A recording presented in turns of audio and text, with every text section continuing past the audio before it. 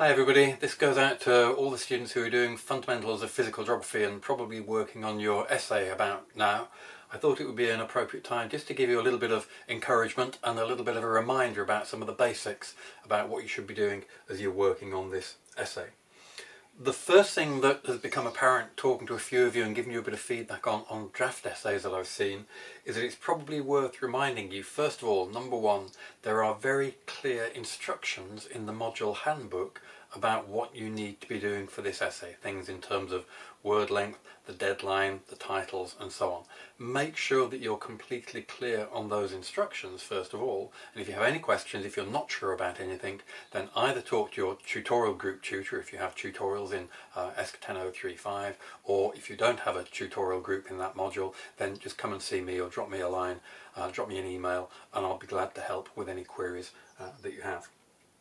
As well as the instructions in the handbook, there are also house style instructions, house style rules, things about how you format your text, your font size, or the width of your margins, and really importantly, things about how you cite references and how you construct your reference list. We use the Harvard style. We're not using the Vancouver system or the footnote system. It's the Harvard style that you need to use, and that has very specific requirements both for the in-text citations and for the format and organisation of the reference list. It's really important that you get those right. It's a simple, basic starting point, technical starting point for being able to write a professional piece of work, is that you can follow the basic instructions. The referencing system, that's part of those basic instructions, so make sure that you're getting that right. And again, if you don't understand what you have to do, the information is all there in the house style, and so that should be able to, you should be able to get the information you need out of there. If you can't, get in touch and I'll try to help. While we're talking about sources of advice and information that you really do need to avail yourself of, the other one, of course, is the textbook that I keep waving at you. The reason I keep waving it at you is not just because it's obviously a fantastic book. Now, I'm waving it at you because this book was written specifically by Keele Geography staff members for Keele Geography students who were struggling with getting their essays up to a really good standard. So all of the advice that myself and Tony Parsons, my colleague at the time, all of the advice that we found ourselves giving to students, we've put it all into this book. So all the basic information that you might need about how to put together an effective introduction, how to organise an argument through an essay, what do we mean when we say answer the question, all the information about that is in this book, and it's really important that you have a look at that, have a read of that, and make sure again that you understand what we're saying and that you're embedding that within your essays. A lot of the emails that I've written back over the last couple of weeks to students who sent me draft essays have had a line in them along the lines of, maybe take a look at chapter X of this book because it will help you with the problem that you clearly still have. So if you don't know how to make a really good introduction, for example, well, there's a section on how to write an introduction in this book. You don't know what to put in the conclusion, given you had a really good introduction, well, there's a section in here telling you what to put in the conclusion. Not sure what kind of diagrams you might include in your essay? There are lots of examples in here of how you can incorporate diagrams, illustrations and figures effectively into your essay. Any advice that you think I might be able to give you as module leader about how to write the perfect essay for this module, well, the advice I'm going to give you, I've already put in this book. So while I'm delighted to talk to you and email with you and have Teams meetings with you to talk about essays, it's probably going to be a lot more easy and a lot more effective for you to get that information by just having a little look at the book and the handbook and the house style rules before you approach me with a query for any queries that you really can't get the answers to in those sources. So have a look at that book. Another bit of information that by now you should be familiar with, but if you're not, I'll mention it just to make sure that you've had a chance to go and look at that. Just go and have a look at the university grading criteria. So what does the university think it means when it says a piece of work is first class or outstanding or excellent or very good or satisfactory? What are the criteria that all assessments across the university are looking for in your work in order to give you the grades that you're hoping to get? So make sure that you familiarise yourself online. You can find it through the course handbook or just by Googling it for Keele University generic marking criteria.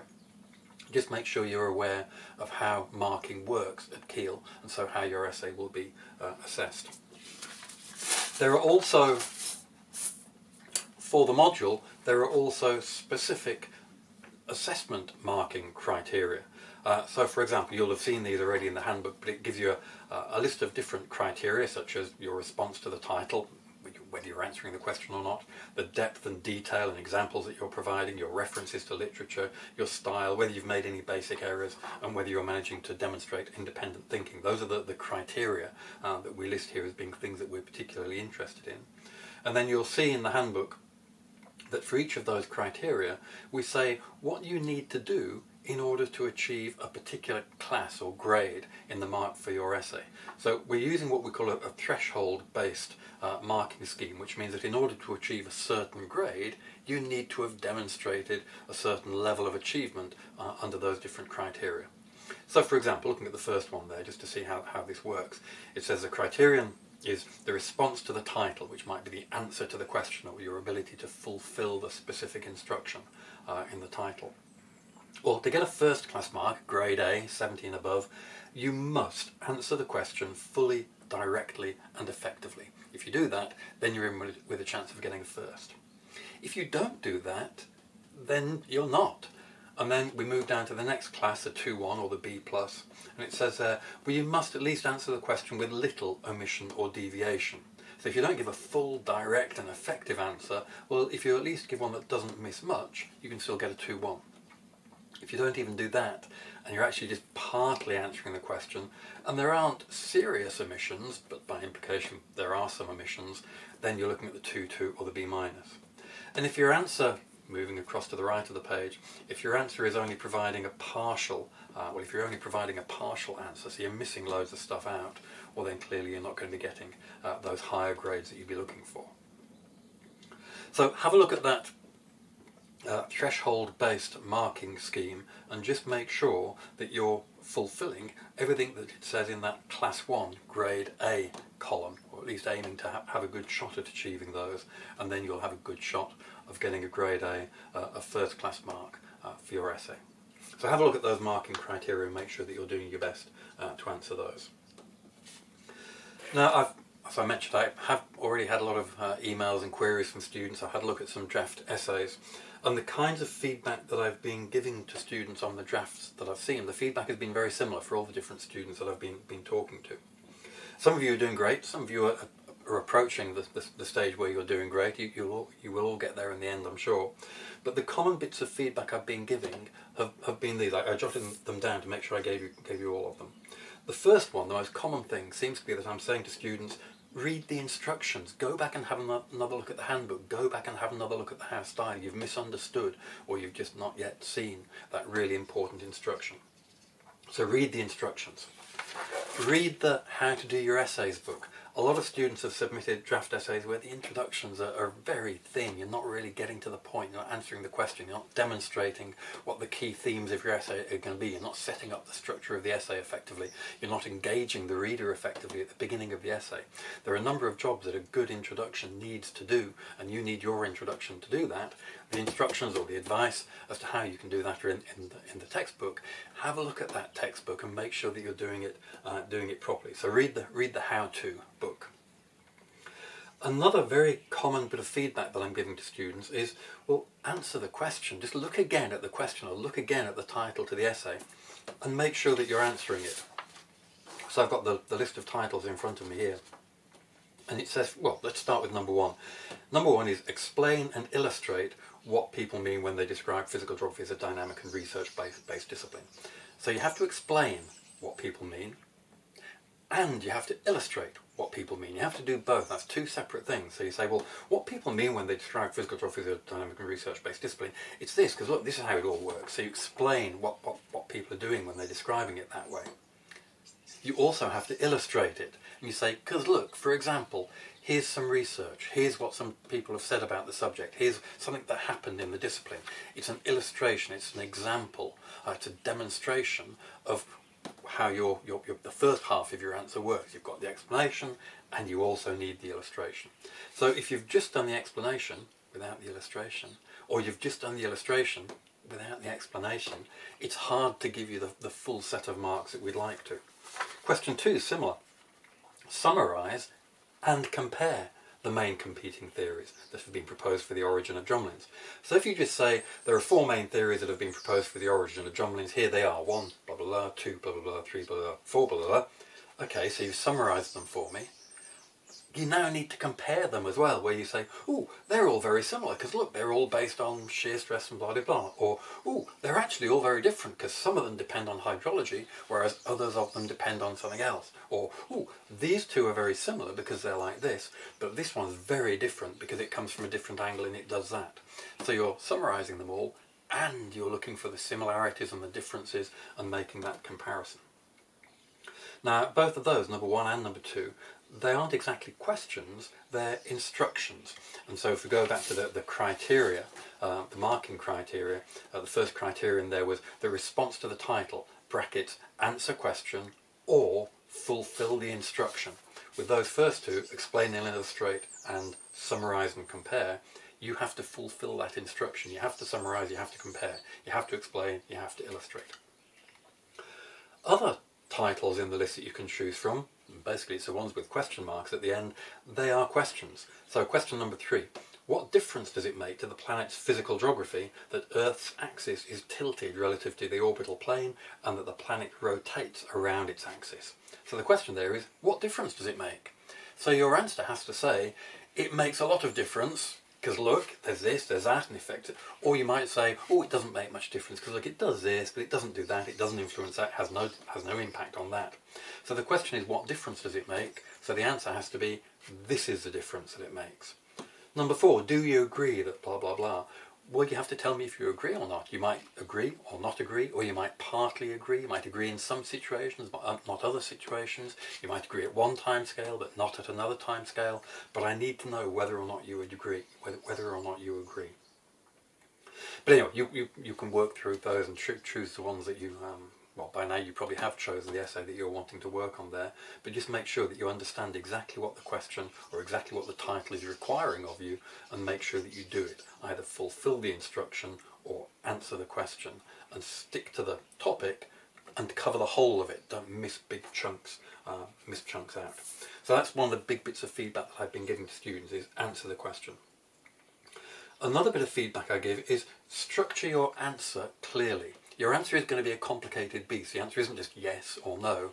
There are nuances to that. There are situations where it's yes or partly no, or yes but or no but, or it's a complicated picture that you're going to be drawing for us as your answer. You need to do that in such a way that we can understand it. So I don't want 100 disconnected paragraphs, each of which is a fragment of your idea of the answer. We need paragraphs that flow together and link and connect to build up an argument, build up a story, build up a narrative that is your explanation of why you think the answer you've given me, presumably in the introduction, why you think that works and what the pros and cons and the subtleties are. Again, in the How to Do Your Essay book, it explains how you can string paragraphs together, how you can string an argument together in an effective way. But you need to do that. You need well-organised, clear paragraphs of material building together to make a clearly structured argument that delivers your answer to the reader, to the marker. As part of that argument, or built on top of that argument and interspersed within that argument, will be detailed evidence. You can't just say, yeah, because whatever, I just think yes is my answer. That's not good enough. You have to give your answer and then provide the evidence as to why that answer is correct, or why that answer makes sense. Or if you see that there are different parts to an answer, I need to be convinced as to why. Are there really those different parts? How can you convince me of that? And you convince me of what you're saying by showing me evidence. It might be examples from the real world, it might be research that has been previously published, and you present material from the research. Give me a map, give me a diagram, give me the data, give me a reference to that paper, describe what they did in that work, describe what's happening in the typhoon that's happening right now, or in the landslide that happened last week, or in a storm surge that happened last year. Grab examples from the literature, present them in your essay as illustration and demonstration of why what you're saying is correct and how it makes sense. And that kind of brings me on to the final bit of feedback that I've given to a lot of students in the last few weeks, is yes, illustrations do belong in your essay. You should have maps, you should have diagrams, you should have charts, tables. You can lift them from a textbook, or you can lift them from a research paper, or you can create them yourselves to illustrate or to put into a graphical form some idea that you've had for yourself. But it's the very rare geography essay that doesn't benefit from diagrams, maps, illustrations. And if you can't think of a map to put in your essay, then are you sure you're even writing a geography essay? If you're doing a geography essay, there must be something that belongs on a map that can go in your essay and can improve your essay. Diagrams and illustrations not only just illustrate, they also make things clearer, and they also get more information into your text without expanding the word count. You have a word limit. If you've got more things to say than you can fit in your word limit, use a diagram, use an illustration, use a table. You know the old saying, a picture's worth 1,000 words. So some well-chosen, clearly annotated diagrams can get an awful lot of extra material into your essay without increasing your word count. So I guess I'd finish off by saying good luck. You know, you can do this. I know for a lot of you, you've had a practice essay, most of you, but for a lot of you, you're still in the early days of university essay writing, but I'm sure you're going to do great, so just keep going, ask for help if you need it. But here are my two reminders to finish with. There is clear instructions for you in the handbook as to what you're meant to be doing, and that rolls over into the house style document, instructions about what you have to do and how you should be doing it. In addition, number two, there's lots of advice available, for example, in the How to Do Your Essays textbook. So my parting word of advice to you is avail yourself, take advantage of all that instruction, information and advice which is available to you. And if you do that, then you should do great. But if you don't do it, if you don't read the instructions and if you don't follow the advice, it's going to be much harder for you to do well. So don't just get bogged down or don't get carried away just writing an essay without really thinking about the context. Think about the context of your module, your university, your position now, just embarking on this degree program, and remember to take the advice, remember to learn, remember to think, do things carefully, and don't forget to hand it in by the correct deadline. If you have any queries, any questions, there are lots of people you can ask for help, and if you don't know who else to go to, you can, of course, come to me and I will give you what help I can. Okay, good luck. Thank you.